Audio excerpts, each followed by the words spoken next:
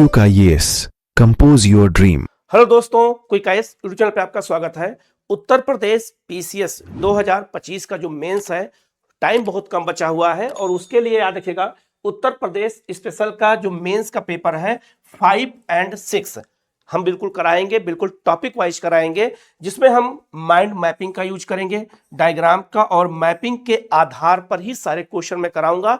Topic के जितने भी सिलेबस के अलग अलग टॉपिक हैं, सारे टॉपिक के क्वेश्चन आपको यहाँ पर मिल जाएंगे। और इस जो है इसका जो पीडीएफ है वो हमारे ऐप एग्जाम वेब पे जाइएगा, आप वहाँ आप जाकर के वहाँ से उसको देख सकते हैं, ले सकते हैं। ठीक है, तो हम लोग शुरू करते हैं। यूपी स्पेशल 5 पेपर में हमने इसके पहले 2 वीडियो बना के आपको पहले ही बता दिया, आप जाकर के यूट्यूब चैनल के प्लेलिस्ट पर जाकर के देख सकते हैं 5 और 6 पेपर यूपी स्पेशल का। ठीक है, तो आज ये क्योंकि ये पेपर बहुत कठिन पेपर है, क्योंकि यहाँ से क्वेश्चन ज़्यादा पूछे जाते हैं और उत्तर प्रदेश स्पेशल चाहे हिस्ट्री हो, ज्योग्राफी, इकोनॉमी, पॉलिटी, यहाँ से क्वेश्चन बार बार एग्जाम में आते हैं। तो हमें इनके हर एक टॉपिक को सिलेबस के अनुसार जब तक नहीं करेंगे तो हमारा वो जो है सिलेबस पूरा नहीं होगा, तो क्वेश्चन हम उस हिसाब से नहीं लिख सकते हैं।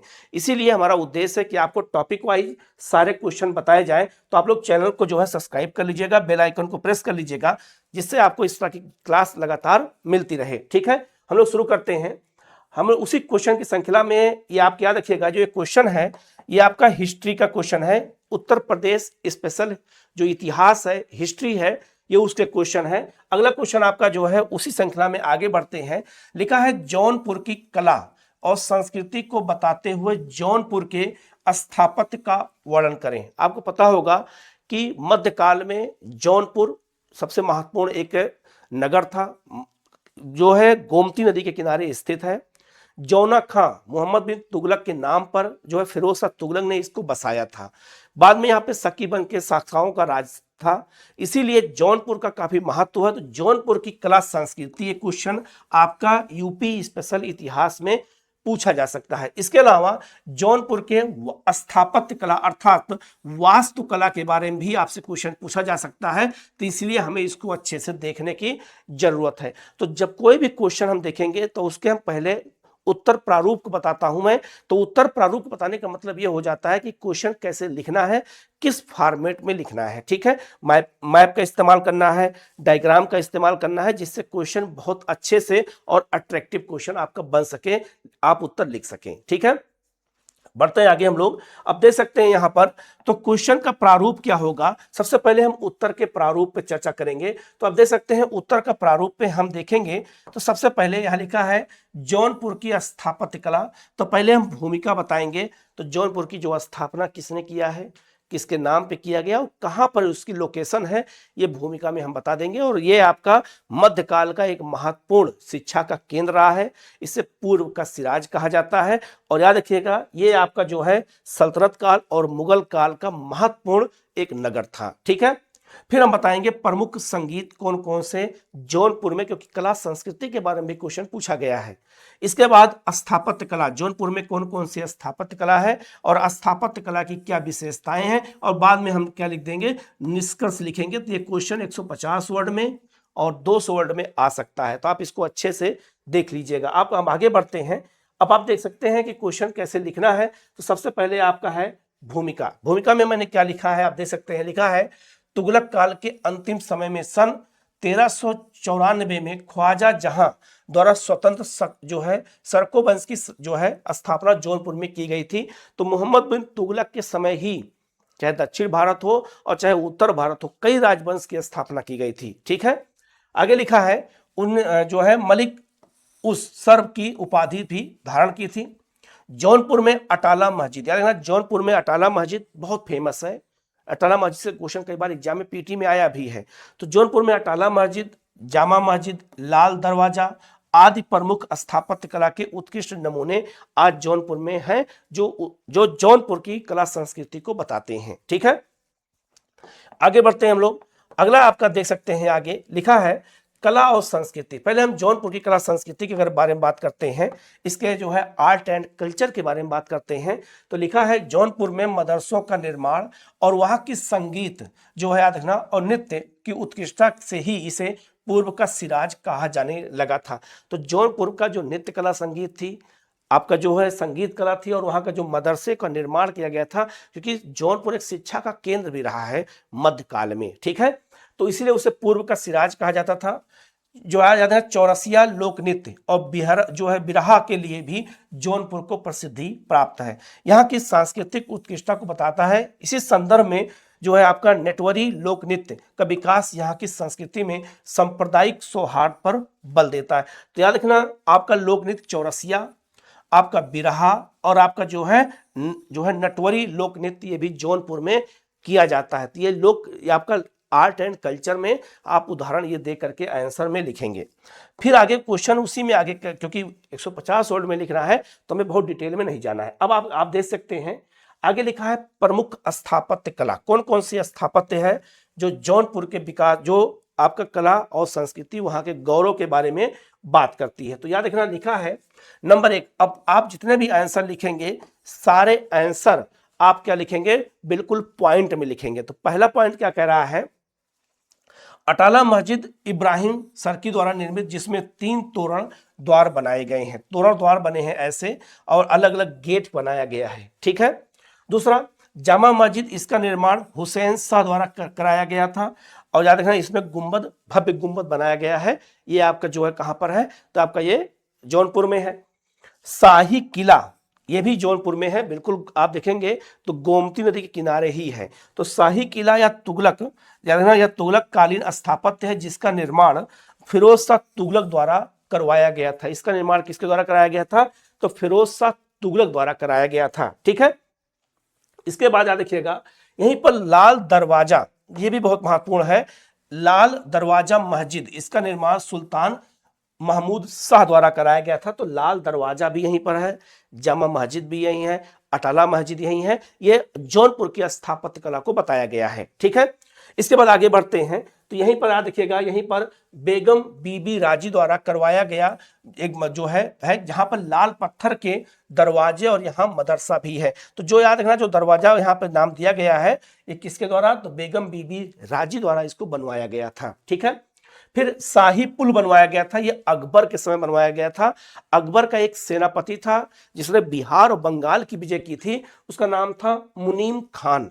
तो मुनीम खान जो पुल बनवाया था गोमती नदी पर, उसका नाम था शाही पुल। आज भी है वहां पर, जो जौनपुर के बच्चे उनको पता होगा शाही पुल। तो शाही पुल आज भी है। इसका निर्माण मुगल काल में मुनीम खान द्वारा कराया गया था, सेना को पार कराने के लिए, गोमती नदी को पार कराने के लिए मुनीम खान ने बनवाया था। बिहार और बंगाल की जब विजय करने के लिए सेना गई थी, तब यह काम कराया गया था। तो अकबर ने बंगाल की विजय भी किया था और बिहार की विजय किया था, जिसका मुख्य सेनापति मुनीम खान ही था, ठीक है। तो यह शाही पुल कहां पर है, तो याद रखना ये आपका ये जौनपुर में है। तो जौनपुर के स्थापत्य कला में हमें इसके बारे में भी जानना है, इसके बारे में बताना है। आगे क्वेश्चन में यह भी कहा गया था कि जौनपुर की जो स्थापत्य कला है उसकी क्या विशेषताएं हैं, उन विशेषताओं की भी हमें चर्चा यहां पर करनी है। तो विशेषताओं की अगर हम बात करते हैं तो विशेषताएं क्या क्या हो सकती हैं, तो पॉइंट में लिखेंगे। पहला, सलामी पद्धति, तिरछी दीवारें का प्रयोग तुगलक प्रभाव को दर्शाता है। याद रखिएगा, तुगलक काल की जितनी बिल्डिंगें बनाई गई हैं उसमें अधिकांश या तो वो बिल्डिंग अष्टभुजाकार बनाई गई हैं, या फिर दीवालों को तिरछा बनाया गया, ऐसे बनाया गया। तो आप अटाला मस्जिद में कभी देखेंगे, आप वहां जाके देखेंगे तो दीवारें तिरछी भी बनी हैं बहुत सारी, ठीक है। तो ये भी एक जो है एक बहुत बड़ा इंपॉर्टेंट प्रभाव था। दूसरा, सर्को शैली के विशेषताओं में वर्गाकार स्तंभ, यहाँ के भवन जो बने हैं उनमें वर्गाकार स्तंभ लगाए गए हैं। छोटा गलियारा इसकी विशेषता है। यहाँ के निर्माण में मीनारों का अभाव है। मतलब जैसे आप देखा होगा कि लाल किला, आप जब वो जाते हैं ताजमहल देखने तो उसके चारों तरफ 4 मीनारें हैं, लेकिन यहाँ के किसी भवन में मीनार नहीं बनाया गया है। ये भी अपनी एक विशेषता को दर्शाता है, ठीक है। इसके बाद अगर हम बात करते हैं तो याद रखना यहाँ के निर्माण में जो याद रखना मीनार नहीं है। अब हम इसको निष्कर्ष में क्या लिखेंगे कि आवश्यकता है यहाँ पर पर्यटन उद्योग को बढ़ावा देने की। क्यों? क्योंकि स्थापत्य कला का यहाँ पे नमूने हैं, स्थापत्य कला के साक्ष्य हैं। तो जौनपुर में हम टूरिज्म को बढ़ा करके इसको प्रमोट कर सकते हैं। तो एक सरकार के लिए एक अतिरिक्त आय का स्रोत हो सकता है, ठीक है। तो टूरिज्म एक ऐसा क्षेत्र है जहाँ पे जो है अतिरिक्त आय का साधन हो सकता है गवर्नमेंट के लिए, ठीक है। तो याद रखना ये बहुत महत्वपूर्ण है। तो जौनपुर में की स्थापत्य कला कैसी है, जो है वहाँ का जो है कला संस्कृति कैसी है, यहाँ से क्वेश्चन बार बार पूछा जाता है। तो ये आप इसको अच्छे से कर लेना, क्योंकि यूपी स्पेशल हिस्ट्री में यहाँ से क्वेश्चन आपसे बनेंगे, यहाँ से क्वेश्चन पूछे जाएंगे। ठीक है, तो हम लोग आगे बढ़ते हैं, चलते हैं आगे बढ़ते हैं, हम लोग दूसरे क्वेश्चन की ओर देखते हैं। लिखा है उत्तर प्रदेश में 19वीं सदी में हुए पुनर्जागरण पर प्रकाश डालते हुए इसको समझाइए।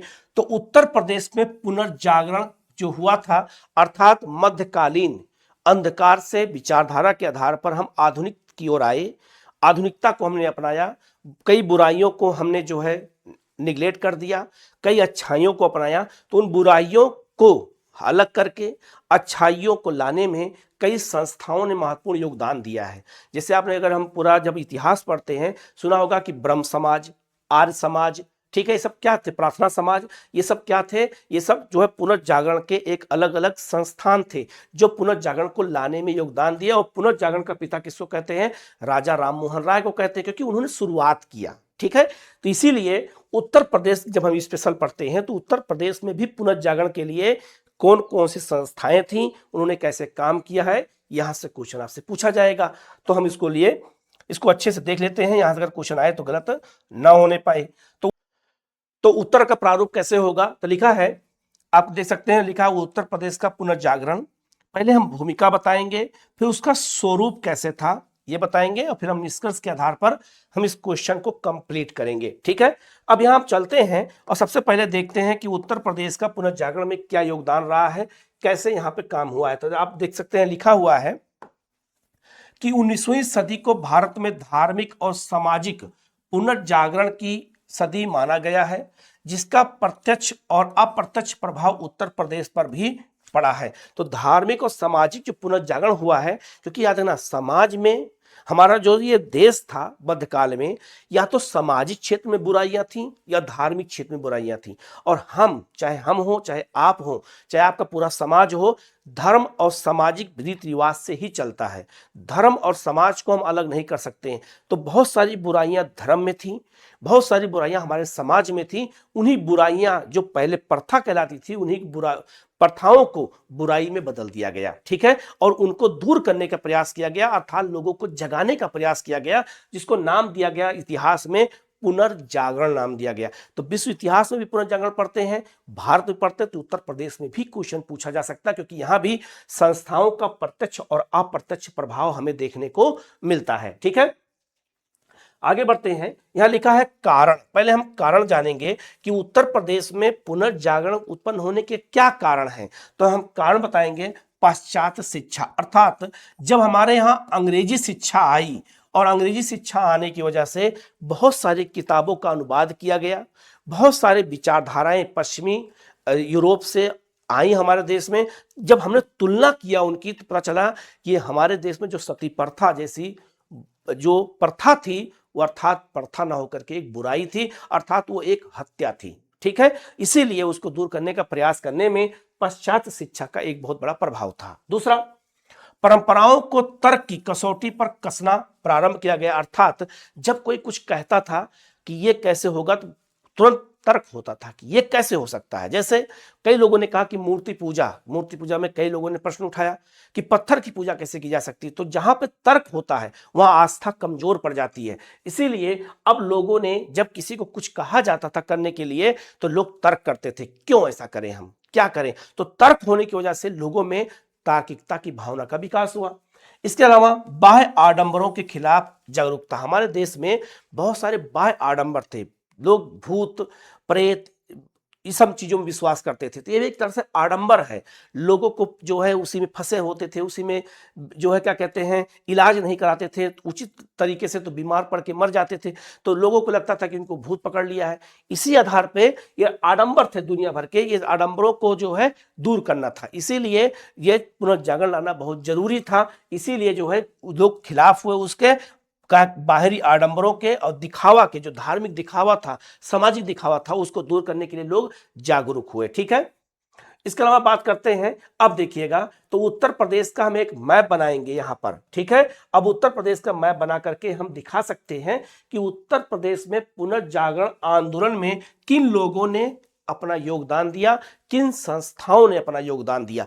अब मैप बना के जब आप आंसर ऐसे लिखेंगे तो आंसर आपका अच्छा होगा, अट्रैक्टिव आंसर होगा। ठीक है, अब आप देख सकते हैं देवबंद आंदोलन आपका सहारनपुर में शुरू किया गया था। तो देवबंद आंदोलन इस्लाम धर्म में, आज भी देवबंद में ये संस्था काम करती है।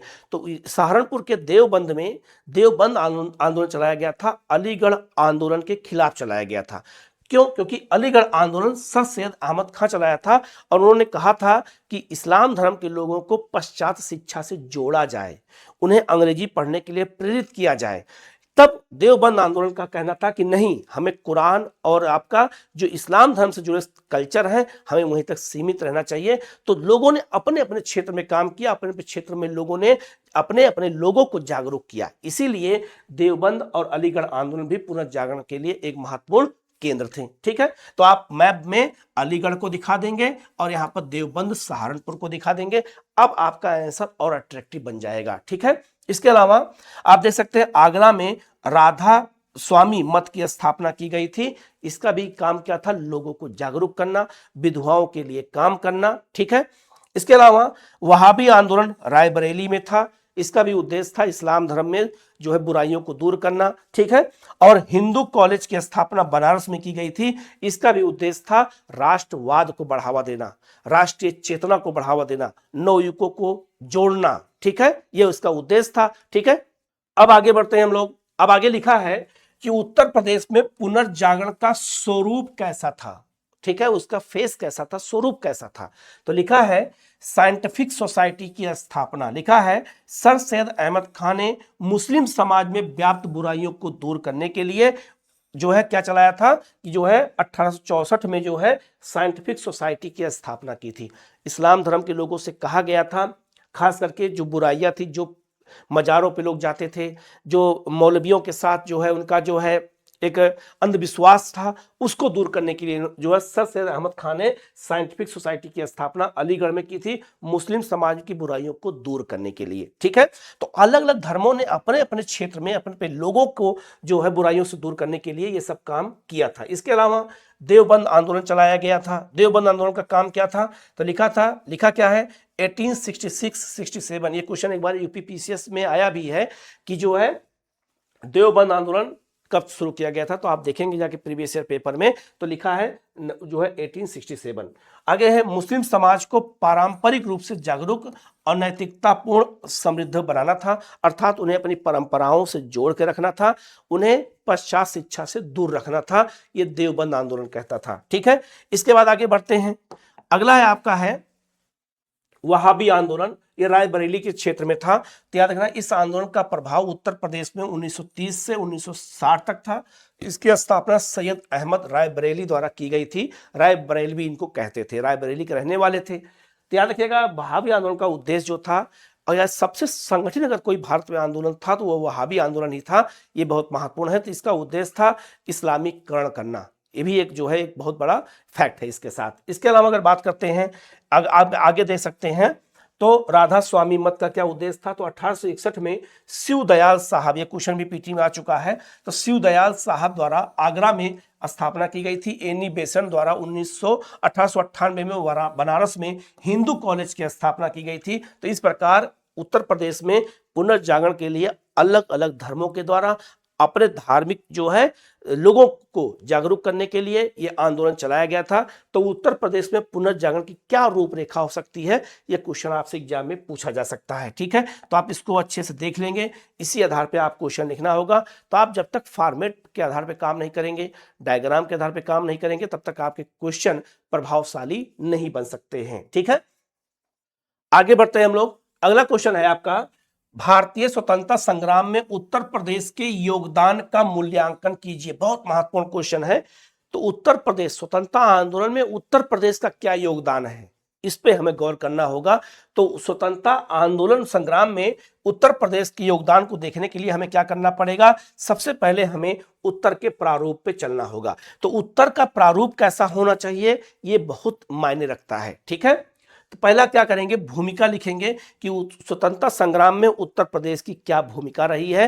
तो उत्तर प्रदेश में कौन कौन क्षेत्र ऐसे थे जहां पे लोगों ने बढ़ चढ़ के स्वतंत्रता आंदोलन में हिस्सा लिया। ठीक है, दूसरा योगदान क्या था, उन क्षेत्रों को, उन लोगों को जानेंगे और फिर हम निष्कर्ष के आधार पर आंसर को पूरा करेंगे। ठीक है, अब यहाँ आगे बढ़ते हैं। अब यहाँ देख सकते हैं, सबसे पहले मैंने भूमिका में बताया है, तो भूमिका में अलग अलग क्षेत्रों में अलग अलग लोगों ने अपने अपने तरीके से योगदान दिया है, चाहे वो कोई युवा वर्ग हो, किसान वर्ग हो, महिला वर्ग हो, जनजातीय वर्ग हो, पिछड़ा वर्ग हो, कोई भी वर्ग हो, सब वर्गों ने अपने अपने तरीके से स्वतंत्रता आंदोलन में भाग लिया है और उत्तर प्रदेश के गौरव को बढ़ाने का काम किया है। जैसे लिखा है आपका, आप देख सकते हैं यहाँ पे मैंने लिखा है कि भारतीय स्वतंत्रता संग्राम, ठीक है, बहुत इंपॉर्टेंट क्वेश्चन है, भारतीय स्वतंत्रता संघर्ष में उत्तर प्रदेश के विभिन्न वर्गों जैसे छात्र हो गए, नेता हो गए, महिला, किसान आदि ने महत्वपूर्ण योगदान दिया। हम सब वर्गों का ध्यान देंगे क्योंकि आंसर में हमें किसी भी वर्ग को छोड़ना नहीं है, क्योंकि हर वर्ग ने योगदान दिया है, किसी का योगदान ज्यादा तो किसी का योगदान कम, लेकिन दिया सब ने है। ठीक है, 1857 के प्रथम स्वतंत्रता संघर्ष से लेकर के स्वदेशी आंदोलन, खिलाफत आंदोलन, असहयोग आंदोलन और भारत छोड़ो आंदोलन में उत्तर प्रदेश के क्रांतिकारियों ने बढ़ चढ़ करके हिस्सा लिया है। ठीक है, यह बहुत महत्वपूर्ण है। तो 1857 के विद्रोह में सबसे ज्यादा जो विद्रोह हुआ था वो उत्तर प्रदेश में ही हुआ था, सबसे अधिक केंद्र उत्तर प्रदेश में ही थे। यहां से भी क्वेश्चन पूछा जाएगा, उसको अभी आगे हम कराएंगे आपका। ठीक है, आगे लिखा है 1857 की क्रांति में बेगम हजरत महल, लखनऊ से नाना साहेब, कानपुर से लक्ष्मीबाई झांसी से आदि क्रांतिकारियों ने महत्वपूर्ण भूमिका निभाई है। ठीक है, अब आगे क्या करेंगे हम, तो उत्तर प्रदेश का पहले एक मैप बना देंगे और उत्तर प्रदेश के मैप पे सबसे पहले हम क्या दिखाएंगे, तो उत्तर प्रदेश के प्रमुख क्रांतिकारी का क्षेत्र कहां था, किन लोगों ने स्वतंत्रता आंदोलन में 1857 के विद्रोह से लेकर भारत छोड़ो आंदोलन 1942 तक किन किन लोगों ने योगदान दिया, कौन कौन से मुख्य केंद्र थे, हमें पहले मैप पे दिखाना होगा, तब आपका क्वेश्चन अट्रैक्टिव बनेगा। जो आप देख सकते हैं लिखा है सहारनपुर में, ठीक है, अब यहां लिखा है शाहजहांपुर में जो है अशफाक उल्ला खां ने बहुत बड़ी भूमिका निभाई, लखनऊ में बेगम हजरत महल ने, उन्नाव में जो है हजरत मोहानी ने, फैजाबाद जिसे आज अयोध्या कहते हैं मौलाना अहमदुल्ला ने, इन्होंने भी 1857 के विद्रोह में योगदान दिया था। और याद रखना इनके ऊपर 50,000 रुपए का इनाम ब्रिटिश सरकार ने रखा था जिंदा या मुर्दा पकड़ने पर। ठीक है, इसके अलावा 1942 के भारत छोड़ो आंदोलन में चित्तू पांडे ने बलिया में समानांतर सरकार की स्थापना की थी। ठीक है, लियाकत अली प्रयागराज से थे, लक्ष्मीबाई झांसी रानी जो है झांसी थे, और आपका तात्या टोपे कालपी जालौन से इन लोगों ने बढ़ चढ़ करके हिस्सा लिया। ये प्रमुख क्रांतिकारी थे जिन्होंने स्वतंत्रता आंदोलन में उत्तर प्रदेश में महत्वपूर्ण भूमिका निभाई थी। ठीक है, तो ये जब तक हम मैप के आधार पर काम नहीं करेंगे तो हमारे क्वेश्चन जो है अट्रैक्टिव नहीं बन पाएंगे। ठीक है, अब यहां देखो लिखा है चोरी चोरा की जो है क्रांति, तो लिखा है उत्तर प्रदेश के गोरखपुर जिले में जो है 5 फरवरी, याद रखिएगा 1922 में, इससे हम अब जो है कहीं कहीं किताबों में 4 फरवरी भी मिलता है तो गलत नहीं होगा, याद रखिएगा। ठीक है, क्योंकि भारत सरकार ने इसको, मैं जानबूझ के यहां लिखा था आपको बताने के लिए कि 2018 में उत्तर प्रदेश गवर्नमेंट ने 4 फरवरी को ही मान लिया है चोरी चोरा की जो घटना हुई थी गोरखपुर में 5 फरवरी को। क्यों ऐसा, क्योंकि रिकॉर्ड में यह पाया गया जो FIR लिखा गया था गोरखपुर में उस दौरान, तो उसके आधार पर यह अनुमान लगाया गया कि वो रात को 11 बजे हुआ था, तो वो 4 फरवरी को हुआ था ना कि 5 फरवरी को। ये रिकॉर्ड हो चुका है, आप नेट पे सर्च करके देख लीजिएगा। ठीक है, तो 4 फरवरी 1922 को कांग्रेस और खिलाफत का एक जो है जुलूस निकाला था, पुलिस वालों ने उनके साथ जो है दुर्व्यवहार किया और इस झड़प में लोगों ने थाने को आग लगा दी, जिससे 22 पुलिसकर्मियों की जान चली गई, जिस कारण गांधी जी ने असहयोग आंदोलन क्या कर लिया था, वापस ले लिया। तो इतना बड़ा असहयोग आंदोलन पूरे भारत में फैला हुआ है और चोरी चोरा जैसी घटना गोरखपुर में एक गांव में हुई थी और उसकी वजह से एक राष्ट्रव्यापी आंदोलन को वापस ले लिया गया। तो ये उत्तर प्रदेश के क्रांतिकारी और आंदोलन में महत्वपूर्ण भूमिका के रूप में जाना जाता है, तो इसको हमें अच्छे से जानना होगा। ठीक है, इसके बाद आगे बढ़ते हैं। दूसरा आपका है हिंदुस्तान रिपब्लिकन एसोसिएशन, इसको हम क्या कहते थे, इसे HRA कहते थे। इसकी स्थापना किसने किया था, तो चंद्रशेखर आजाद बिस्मिल्लाह खान ने किया था। ठीक है, बिस्मिल खान ने किया था, राम प्रसाद बिस्मिल ने किया था। तो याद रखना ये क्रांतिकारी आंदोलन था।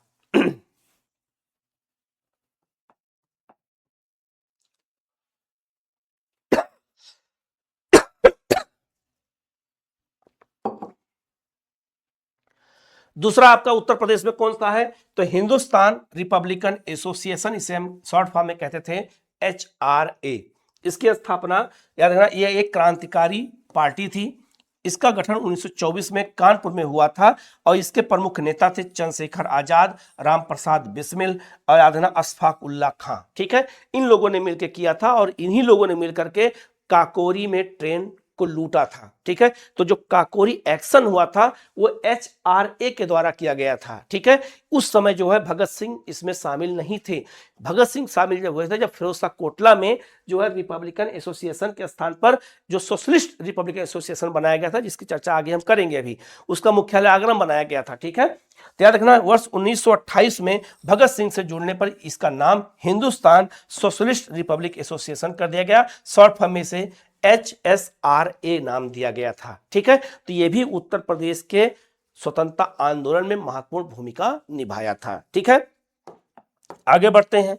अगला आपका है आपका काकोरी ट्रेन एक्शन। ये भी HRA के सदस्यों ने किया था। 9 अगस्त 1925 को HRA के सदस्यों ने लखनऊ सहारनपुर लाइन पर 8 डाउन रेलगाड़ी को काकोरी नामक स्थान पर लूट लिया था, जिसमें राम प्रसाद बिस्मिल, अशफाक उल्लाह खां आदि को फांसी की सजा हुई थी। ठीक है, ये था। इसके अलावा उत्तर प्रदेश का योगदान सविनय अवज्ञा आंदोलन में क्या था, तो ये भी हमें यहाँ पर 2 लाइन में चर्चा करनी है। तो याद रखना इस दौरान जो है कर ना जो है 2 लगान ना 2 का नारा लगाया गया था उत्तर प्रदेश में। तो याद रखना उत्तर प्रदेश में सविनय अवज्ञा आंदोलन में काम हुआ था।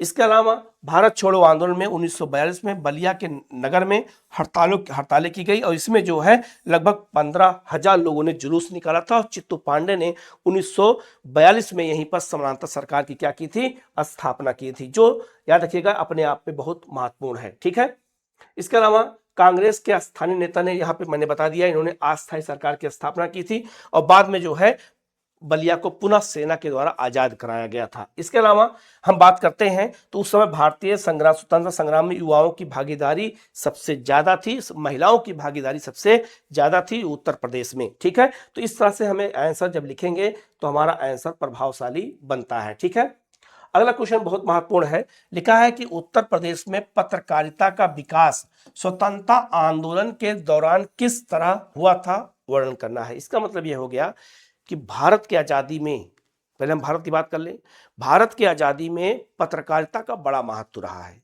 क्यों?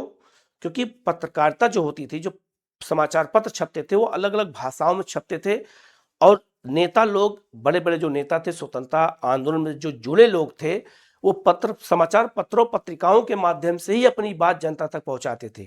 उस समय व्हाट्सएप नहीं था, उस समय टेलीग्राम नहीं था, इंस्टाग्राम नहीं था, यूट्यूब नहीं था, सोशल मीडिया नहीं था उस समय। तो अपनी बात पहुंचाने के लिए क्या करना पड़ता था, समाचार पत्रों का ही उपयोग करना पड़ता था और देसी भाषा में छपते थे। तो देसी भाषा में जब छपते थे तो लोगों का जुड़ाव होता था। आज भी गाँव के लोग समाचार पत्र को चौराहे पर बैठ के चाय दुकान पर बहुत गौर से पढ़ते हैं। ठीक है, एक एक न्यूज को बहुत जो है ध्यान से पढ़ते हैं। वो न्यूज स्टूडेंट को पढ़ना चाहिए जो सिविल सर्विस की तैयारी करते हैं, लेकिन सिविल सर्विस की तैयारी करने वाले बच्चे पेपर बहुत कम पढ़ते हैं, जबकि उन्हें हमेशा पढ़ना चाहिए पेपर जितना आप पढ़ेंगे उससे आपकी भाषा मजबूत होती है, आपके लिखने की शैली विकसित होती है, आपकी समझ बढ़ती है। तो समाचार पत्रों ने भी स्वतंत्रता आंदोलन में महत्वपूर्ण भूमिका निभाई थी। यहां से भी क्वेश्चन मेंस में पूछा जाएगा कि उत्तर प्रदेश में पत्रकारिता का विकास कैसे हुआ और स्वतंत्रता आंदोलन में उसका क्या योगदान था, इस पे हमें चर्चा करना है, इस पे हमें बताना है। ठीक है, तो लिखा है उत्तर प्रदेश में पत्रकारिता की बात करें तो भूमिका बताएंगे, फिर पत्रकारिता के प्रमुख केंद्र कौन थे, इसके अलावा उसका महत्व क्या था और क्या परिणाम निकल के आया, इस पे हम चर्चा करेंगे। तो ये उत्तर के प्रारूप पर हमें ध्यान देना बहुत जरूरी है, तभी हमारा आंसर क्या होगा, अट्रैक्टिव माना जाएगा। ठीक है, आगे बढ़ते हैं। अब आप देख सकते हैं यहां पर लिखा है कि भूमिका में सबसे पहले क्या बताएंगे कि उत्तर प्रदेश में पत्रकारिता का विकास हम 2 भाषाओं के संदर्भ में समझ सकते हैं, जिनमें हिंदी और उर्दू मुख्य शामिल है। तो उत्तर प्रदेश के संदर्भ में देखा जाए तो उर्दू समाचार पत्र और आपका कौन सा, हिंदी समाचार पत्र सबसे ज्यादा महत्वपूर्ण था। ठीक है, क्योंकि दोनों ही लेखनी पत्रकारिता के जगत में समानांतर रूप से प्रचलन में थी, हिंदू समाचार पत्र और हिंदी और आपका जो है उर्दू समाचार पत्र उस समय बहुत ज़्यादा लोकप्रिय था, आज भी लोकप्रिय है, उस समय भी ज़्यादा लोकप्रिय था और इन्हीं के माध्यम से लोग अपनी बातों को पहुंचाते थे जनता तक और जनता को जागरूक करने का प्रयास करते थे। ठीक है, आगे बढ़ते हैं। हिंदी पत्रकारिता की अगर बात करते हैं तो हिंदी का उत्तर प्रदेश में प्रकाशित होने वाला प्रथम अखबार कौन सा था? बनारस अखबार था। 1845 में रघुनाथ दत्ते द्वारा इसको किया गया था। यह साप्ताहिक समाचार पत्र था। इसका भी योगदान क्या था? उत्तर प्रदेश के लोगों को जागरूक करना। इसके अलावा 1850 में सुधाकर आया था, जो है तारा मोहन मैत्रेय द्वारा प्रकाशन में लाया गया था। इसके अलावा ये बनारस में 1852 में जो है बुद्धि प्रकाश का भी प्रकाशन किया गया था, जो आगरा से भी होता था। ठीक है, ये हमें बताना है। इसके बाद अगर आगे बढ़ते हैं तो ब्रह्म समाज की एक पत्रिका थी तत्वबोधिनी, मतलब ये जो है क्या कहते हैं, देवेंद्रनाथ टैगोर ने इसको शुरू किया था। तो ब्रह्म समाज की तत्वबोधिनी का प्रकाशन 1865 में बरेली से किया गया था। धर्म प्रकाश हिंदी, उर्दू और संस्कृत में छपती थी, जिसका प्रकाशन 1890 में रुड़की से होता था, क्योंकि रुड़की उत्तराखंड में आज भी, आज उस समय उत्तर प्रदेश का हिस्सा था। दैनिक हिंदुस्तान का संपादन 1885 में किया गया था, जिसके संपादक मदन मोहन मालवीय थे। ये भी अपने आप में बहुत बड़ा समाचार पत्र था, राष्ट्रवादी समाचार पत्र था। ठीक है, इसके अलावा आगे बात करते हैं तो 1910 में कानपुर से प्रताप का संपादन किया गया था, गणेश शंकर विद्यार्थी द्वारा किया गया था, जो कि एक प्रमुख क्रांतिकारी पत्रिका थी। तो पत्रकारिता का भी अलग अलग जो है क्राइटेरिया था। कुछ पत्रकारिता समाचार पत्र क्रांतिकारी होते थे, जैसे गदर।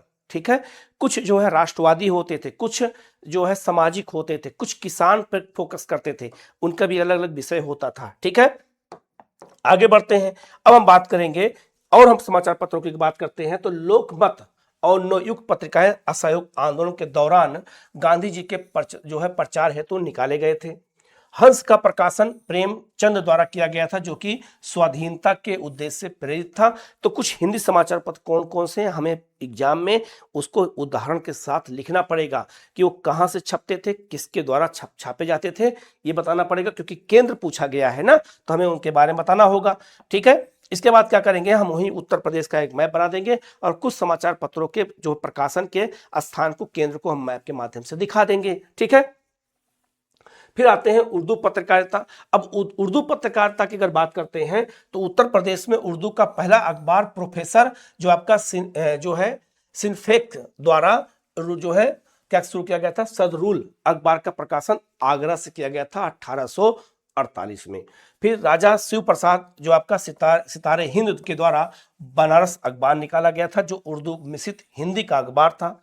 इसके अतिरिक्त लालजी द्वारा लखनऊ अखबार, मौलाना मोहम्मद अली द्वारा कामरेड और हमदर्द का प्रकाशन किया गया था। यह भी उत्तर प्रदेश का उर्दू समाचार पत्र था, जो लोगों को जागरूक करने के लिए स्वतंत्रता आंदोलन में किया गया था। अब आते हैं उत्तर प्रदेश में पत्रकारिता का महत्व क्या है। बिल्कुल पॉइंट में आंसर लिखेंगे तो आपका आंसर अट्रैक्टिव बनेगा और सारी बातों का समावेश हो सकेगा। देखो लिखा है, स्वतंत्रता आंदोलन में जागरूकता बढ़ाने के लिए आंदोलन की रचनात्मक क्रियाओं का वर्णन करने में योगदान था पत्रकारिता का। आंदोलन के पश्चात शांत समय पर अपनी बात जन जन तक पहुंचाने में, उदाहरण कामरेड। ठीक है, ये भी काम था जनता तक पहुंचाने के लिए। ठीक है, आगे है ब्रिटिश सरकार की जो ज्यादतियां थी, जन जन तक पहुंचाना था कि कैसे शोषण ब्रिटिश सरकार कर रही है, किस आधार पे शोषण कर रही है और शोषण करने का क्या क्राइटेरिया है, कैसे आपका शोषण हो रहा है, ये सारा काम बताने का काम होता था। इसके अलावा ब्रिटिश सरकार की जो है जितनी भी नीतियां थी उनको बताने के लिए होता था। भारतीय शोषण स्वरूप को वैश्विक मुद्दा बनाने में पत्रकारिता का उपयोग सामाजिक सुधारों में भरपूर किया गया। सामाजिक सुधार में जो है राजा राम मोहन राय से लेकर के जितने भी समाज सुधारक थे, उन्होंने पत्रकारिता का उपयोग सबसे ज्यादा किया लोगों को जागरूक करने के लिए। ठीक है, इसके अलावा अगर हम बात करते हैं तो और भी समाचार पत्र बहुत सारे हैं जिनके बारे में हमें जानना है। जैसे आप देख सकते हैं, लिखा है पत्र और अखबार के द्वारा भारत में स्वतंत्रता आंदोलन की क्रांति लाई जा सकी और कृषक उद्धार में भी सहायक हुआ, किसानों को भी जागरूक करने के लिए काम किया गया। इसके अलावा निष्कर्ष अगर हम बात करेंगे तो यह कह सकते हैं कि उत्तर प्रदेश की अखबार परंपरा से ब्रिटिश काल में शोषण के विरुद्ध आवाज उठाई जा सकी। तो भी याद रखना, पत्रकारिता भी एक मीडिया है, प्रिंट मीडिया है और ये भी हमारे लोकतंत्र का एक चौथा खंभा है, चौथा स्तंभ है, इसीलिए इसको भी निष्पक्ष और मजबूत रहना चाहिए। ठीक है, आजकल की पत्रकारिता की नहीं, जैसे आजकल पत्रकारिता जो है एक तरह से पक्ष विपक्ष का खेल बन के रह गया है, ऐसा नहीं होना चाहिए। पत्रकारिता हमेशा निष्पक्ष होना चाहिए, जो स्वाभाविक आज के युग में नहीं है। ठीक है, आगे बढ़ते हैं। अगला क्वेश्चन बहुत महत्वपूर्ण है। 1857 के विद्रोह में उत्तर प्रदेश के योगदान का मूल्यांकन करें।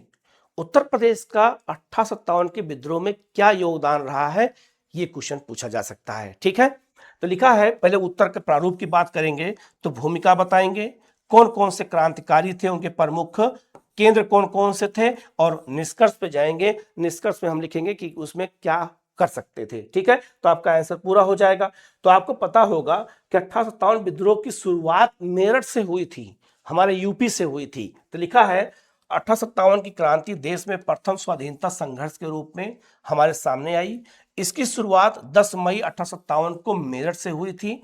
इसमें उत्तर प्रदेश के क्रांतिकारियों ने विभिन्न क्षेत्रों का नेतृत्व करते हुए महत्वपूर्ण भूमिका निभाई। ये हमारे उत्तर की भूमिका हो गई। ठीक है, फिर हम सीधे आएंगे मैप पर, एक मैप बना देंगे जिससे आपका आंसर काफी आकर्षक हो जाए। तो उत्तर प्रदेश का मैप बनाएंगे। तो उत्तर प्रदेश में 1857 विद्रोह के प्रमुख केंद्र कौन कौन से थे, ये हमें बताना होगा। तो आप देख सकते हैं, आपका खान बहादुर खां बरेली से थे, बेगम हजरत महल लखनऊ से, गजाधर सिंह गोरखपुर से, लियाकत अली प्रयागराज से, नाना साहेब कानपुर से, लक्ष्मीबाई झांसी से और तात्या टोपे कालपी जालौन से थे, जिन्होंने 1857 के विद्रोह में महत्वपूर्ण भूमिका निभाई है। ठीक है, तो मैप के आधार पर जब बना करके बताएंगे तो हमारा आंसर अट्रैक्टिव आएगा। और हमने एग्जामिनर को मैसेज दिया कि हमें ज्योग्राफी भी आती है, हमें हिस्ट्री भी आती है और हमें उन क्षेत्रों के बारे में पता है जो उन्होंने उत्तर प्रदेश की स्वतंत्रता आंदोलन में महत्वपूर्ण भूमिका निभाई है। ठीक है, तो आप ये मैप बना देंगे, तो मैप बना करके आप केंद्र को जरूर दिखाएंगे, तभी आपका आंसर अच्छा माना जाएगा। ठीक है, अब आगे बढ़ते हैं। उत्तर प्रदेश का योगदान क्या है 1857 के विद्रोह में, ये बताना होगा।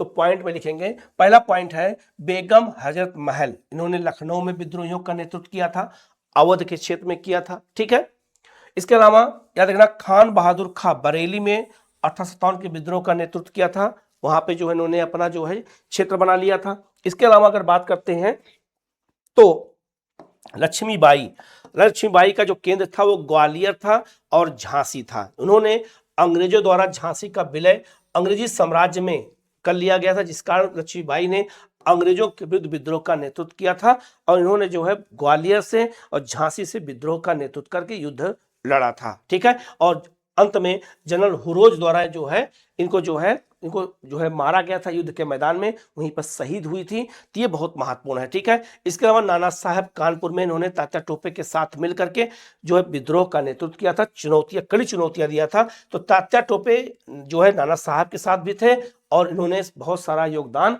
लक्ष्मीबाई के साथ भी दिया था। ठीक है, तो ये हमें जानना है। ठीक है, आगे बढ़ते हैं। आगे लिखा है, ये बहुत महत्वपूर्ण है, आगे लिखा है इसके अलावा और किन किन लोगों ने बहुत महत्वपूर्ण योगदान दिया है। तो लिखा है कि जो है नाना साहब को पेशवा घोषित कर दिया गया था और अजीजन बाई, ये कानपुर से, इन्होंने भी योगदान दिया था। ठीक है, ये वीरांगना थी और नाना साहब और तात्या टोपे के साथ 1857 के विद्रोह में महत्वपूर्ण भूमिका निभाई। इसके अलावा देवी सिंह एक महिला थी, इन्होंने मथुरा के क्षेत्र में विद्रोह का नेतृत्व किया था। ये हमें यूपी स्पेशल में बताना होगा। ठीक है, क्योंकि यूपी स्पेशल कब में ये आपसे पूछा गया है। ठीक है, इसके अलावा बात करते हैं तो गोरखपुर में गजाधर सिंह थे, इन्होंने विद्रोह का नेतृत्व किया था और इन्होंने विद्रोहियों को जो है समाप्त करने का काम किया था। इसके अलावा अगर हम बात करते हैं तो याद रखना उत्तर प्रदेश में आपका प्रयागराज में लियाकत अली थे, इन्होंने महत्वपूर्ण भूमिका निभाई थी। और उत्तर प्रदेश में अहमदुल्ला खां, खास करके कहां पर, फैजाबाद के क्षेत्र में थे, जिन्होंने 1857 विद्रोह में महत्वपूर्ण भूमिका निभाई है। तो सबको मैप के आधार पर, तर्क के आधार पर हम बताएंगे। ठीक है, आगे बढ़ते हैं। आगे लिखा है 1857 के विद्रोह में अगर बात करते हैं तो उत्तर प्रदेश में अन्य घटनाएं क्या क्या घटी थी। तो तात्या टोपे द्वारा जो है गनीमी कावा रणनीति अपनाया गया था, इसे छापा मार रणनीति कहते हैं। तो तात्या टोपे का योगदान था। ठीक है, इसके अलावा अगर बात करते हैं तो इन्होंने क्या किया था कि जो है इनको गिरफ्तार किया गया था, बाद में इनको फांसी की सजा हो गई थी। कुंवर सिंह द्वारा कुंवर सिंह बिहार से थे आरा से, लेकिन इन्होंने आजमगढ़ तक, बनारस तक विद्रोह का नेतृत्व किया था और जो है अंग्रेजों के साथ आजमगढ़ में युद्ध लड़ा था, बनारस में युद्ध लड़ा था। तो ये भी कहीं न कहीं उत्तर प्रदेश के योगदान को दिखाता है। ठीक है, आगे बढ़ते हैं। मेरठ में सैनिकों द्वारा विद्रोह करते हुए दिल्ली की ओर कूच किया गया था और बहादुर शाह जफर के प्रति इन्होंने प्रतिबद्धता जताई थी, उन्हें अपना नेता मान लिया था और इन्होंने 1857 विद्रोह की कमान बहादुर शाह जफर को दे दिया गया था। ठीक है, इसके अलावा 1858 में लगभग संपूर्ण मध्य संयुक्त प्रांत उत्तर प्रदेश को विद्रोह को समाप्त कर दिया गया। बाद में जो है विद्रोह को समाप्त किया गया था अलग अलग अधिकारियों के द्वारा, ब्रिटिश रेजिडेंटों के द्वारा। इसीलिए हम कह सकते हैं कि उत्तर प्रदेश का हमारे 1857 के विद्रोह में महत्वपूर्ण योगदान रहा है। तो किन केंद्रों में रहा है, इन्होंने कौन कौन सा योगदान दिया है, हम कुछ लोकल नेताओं को, जैसे गोरखपुर में कुछ महिलाओं ने जैसे जो योगदान दिया है, इनके बारे में भी हम वहाँ बताएंगे, लिखेंगे, क्योंकि उत्तर प्रदेश स्पेशल के संदर्भ में आपसे क्वेश्चन पूछा जा रहा है, तभी हमारा आंसर अट्रैक्टिव बनता है। और फिर बाद में हम निष्कर्ष दे देंगे कि मई जून 1858 में बरेली, बनारस, प्रयागराज में भी जो है अंग्रेजों का दोबारा अधिकार हो गया और बेगम हजरत महल जो है नेपाल चली गई। इसलिए धीरे धीरे विद्रोह जो है एकता के अभाव में, संचार व्यवस्था की कमी के कारण धीरे धीरे समाप्त हो गया। ठीक है, तो बहुत सारी कमियां थी, वो अलग क्वेश्चन बनेगा, इसलिए हमें ऐसे क्वेश्चन लिखने की जरूरत पड़ती है, क्योंकि ऐसे ही क्वेश्चन एग्जाम में आजकल पूछे जाते हैं और आपको ऐसे ही आंसर लिखना है, बिल्कुल पॉइंट में आंसर लिखना है, डायग्राम और मैप के आधार पर। तो हमारा उद्देश्य है कि आपको जो है इस तरह की जानकारी दें जिससे आपके क्वेश्चन एग्जाम में आए तो गलत ना हो। ठीक है, आगे बढ़ते हैं। अगला क्वेश्चन है आपका है, उत्तर प्रदेश में स्वतंत्रता आंदोलन के दौरान क्रांतिकारी गतिविधियों का वर्णन करें। कौन कौन सी क्रांतिकारी गतिविधियां हुई थी, हमें केवल इनके बारे में बताना है। तो लिखा है, पहले भूमिका बताएंगे, फिर क्रियाकलाप, फिर कौन कौन से व्यक्तित्व थे और फिर निष्कर्ष के आधार पर हम आंसर को क्या करेंगे, पूरा कर देंगे। ठीक है, पहले भूमिका की ओर आते हैं।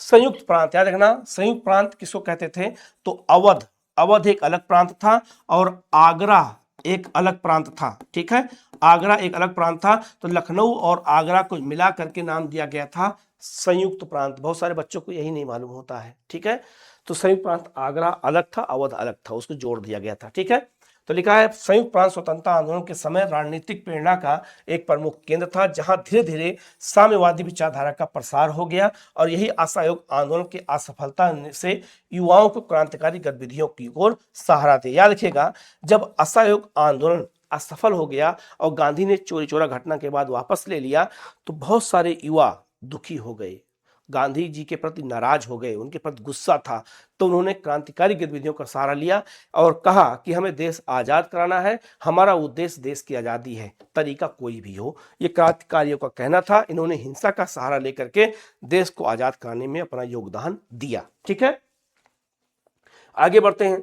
अब हम यहाँ एक मैप बना देंगे कि उत्तर प्रदेश में क्रांतिकारी गतिविधियों के केंद्र कहाँ कहाँ थे। तो आप देखना, मेरठ में क्षेत्र था, काकोरी ट्रेन एक्शन लखनऊ में हुआ था, यह आपका केंद्र था, लखनऊ था।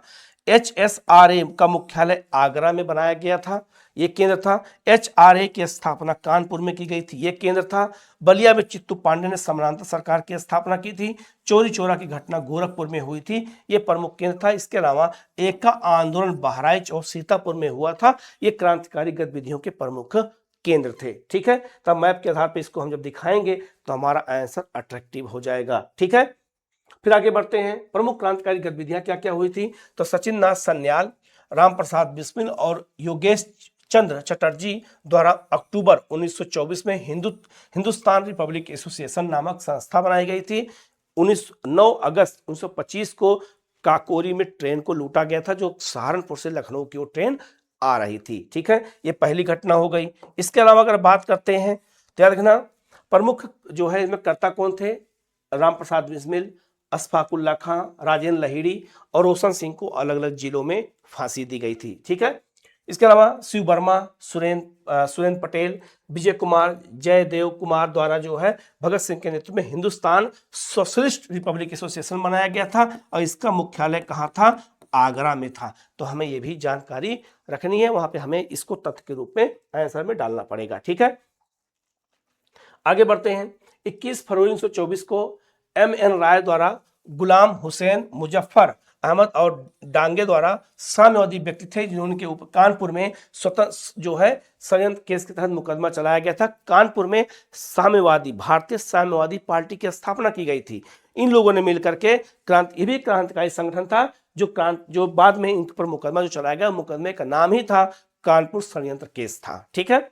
इसके अलावा मार्च 1929 में 31 श्रमिकों को बंदी बनाया गया और उन पर आरोप लगाया गया कि सम्राट को भारत की जो है प्रभुसत्ता से वंचित करना चाह रहे हैं। इसके लिए मेरठ ला करके उन पर मुकदमा चलाया गया, जिसे मेरठ षड्यंत्र केस के नाम से जाना जाता है। ठीक है। इसके अलावा बात करते हैं तो शिव वर्मा जो है गया प्रसाद जयदेव कपूर को सहारनपुर में बम फैक्ट्री के साथ गिरफ्तार किया गया। बम फैक्ट्री वहां पर उन्होंने लगाया था, गिरफ्तार किया गया था। और फिर चंद्रशेखर आजाद को जो है 1931 में इलाहाबाद के अल्फ्रेड पार्क में पुलिस द्वारा मुठभेड़ में स्वयं को गोली मार ली थी। ये कुछ गतिविधियां थी, गतिविधियों के बारे में बताना होगा। ठीक है। फिर निष्कर्ष बता देंगे कि जो है संयुक्त प्रांत 1920 के दशक में महत्वपूर्ण क्रांतिकारी गतिविधियों का केंद्र रहा है।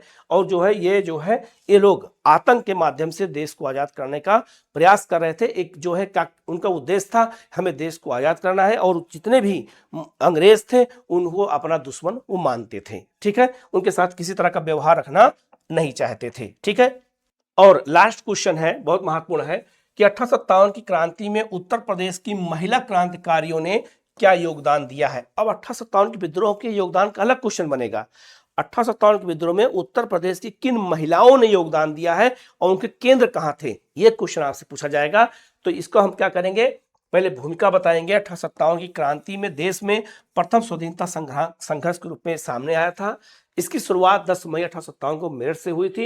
इसमें उत्तर प्रदेश की महिलाओं ने भी बढ़ चढ़ के हिस्सा लिया था, अपने अपने क्षेत्र में अपने अपने क्षेत्र के लोगों का नेतृत्व किया था। ये तो भूमिका हो गई। अब भूमिका के बाद क्या करेंगे, हम तुरंत एक मैप बना देंगे तो हमारा आंसर क्या हो जाएगा, बिल्कुल अट्रैक्टिव हो जाएगा। अब आप देख सकते हैं लखनऊ में बेगम हजरत महल और उदा देवी दो लोगों ने नेतृत्व किया है। हो सकता है उदा देवी के बारे में आप नहीं जानते हो, लिखेंगे एग्जामिनर खुश हो जाएगा। ठीक है। आपका देखें झांसी में लक्ष्मीबाई के अलावा झलकारी बाई भी नेतृत्व कर रही थी, ये लिखना होगा। कानपुर में अजीजन बाई थी, इन्होंने नेतृत्व किया था। ललितपुर में सरस्वती बाई लोधी थी, इन्होंने नेतृत्व किया था। तो अलग अलग जब हम लोकल नाम लिखते हैं तब एग्जामिनर बहुत खुश होता है कि इनको ये छोटी छोटी जानकारियां भी पता है, इसको अधिकारी बनना जरूर चाहिए। ठीक है। तो इसलिए ये आपको नंबर ज्यादा मिलता है। तो हमें कुछ चीजों को ऐसे ही अट्रैक्टिव बना के रखना है। ठीक है। अब हम महिलाओं के योगदान को देखें। लक्ष्मीबाई ने झांसी में और विद्रोह किया था, झांसी में और कहां पर, ग्वालियर में, जो है बाद में जो है लड़ते हुए शहीद हो गई थी। ठीक है। इसके अलावा झलकारी बाई लक्ष्मीबाई की सेना में दुर्गा दल की मुखिया थी। झलकारी बाई जो थी ये लक्ष्मीबाई की सेना में जो महिला का जो संगठन था उनमें दुर्गा दल बनाया गया था, उसकी वो मुखिया थी। ठीक है। अप्रैल 1858 में अंग्रेजों द्वारा इनको फांसी की सजा दे दी गई। उदा देवी लखनऊ के नवाब वाजिद अली शाह के महिला दस्ते की मुखिया थी, इन्होंने बढ़ चढ़ के हिस्सा लिया। ठीक है। फिर सरस्वती बाई लोधी ललितपुर छावनी के सूबेदार अर्जुन सिंह की बेटी थी, इन्होंने विद्रोह में बढ़ चढ़ के हिस्सा लिया था। ये सब आंसर जब आप लिखेंगे तब नंबर ज्यादा मिलेगा आपको। ठीक है। इसके बाद बेगम हजरत महल लखनऊ में विद्रोह का नेतृत्व किया था, इन्होंने जो है बाद में नेपाल चली गई थी, इन्होंने बढ़ चढ़ के हिस्सा लिया। ठीक है। इसके अलावा अजीजन बाई जो थी कानपुर में रहने वाली वीरांगना थी, इन्होंने नाना साहब और तात्या टोपे के साथ मिलकर के 1857 विद्रोह में नेतृत्व किया था। ये अपने आप में बहुत महत्वपूर्ण है। ठीक है। और बाद में हम निष्कर्ष लिख देंगे कि भारत की वीरांगना जो महिलाएं, उत्तर प्रदेश की वीरांगना महिलाएं थी, उन्होंने अपने अपने क्षेत्र में बढ़ चढ़ करके हिस्सा लिया और क्रांतिकारियों की मदद की और आम जनता को नेतृत्व करने के लिए, विद्रोह में शामिल होने के लिए प्रेरित किया, खास करके महिलाओं वर्ग को। तो महिला का कोई नेता है किसी क्रांतिकारी में तो वहां से क्वेश्चन पूछा जाता है। और जब कोई महिला क्रांतिकारी के रूप में काम करती है तो वहां की जो महिलाएं होती हैं उनके अंदर सशक्तिकरण आता है, सशक्त होती हैं कि हम भी आवाज उठा सकते हैं। तो इस आधार पे जब हम आंसर लिखेंगे तो हमारे आंसर का काफी अट्रैक्टिव होंगे। जितना हम लोकल नाम का इस्तेमाल करेंगे, जितना हम लोकल आपका केंद्र का इस्तेमाल करेंगे, क्षेत्र का इस्तेमाल करेंगे, उतना उत्तर प्रदेश स्पेशल में नंबर आपको ज्यादा मिलेगा। तो हमारा उद्देश्य है कि आपको ऐसी जानकारी लगातार देते रहें। चैनल को सब्सक्राइब कर लीजिएगा, बेल आइकन को जरूर प्रेस कर लीजिएगा, जिससे आपको इस तरह की क्लास लगातार मिलती रहे। Okay, thank you.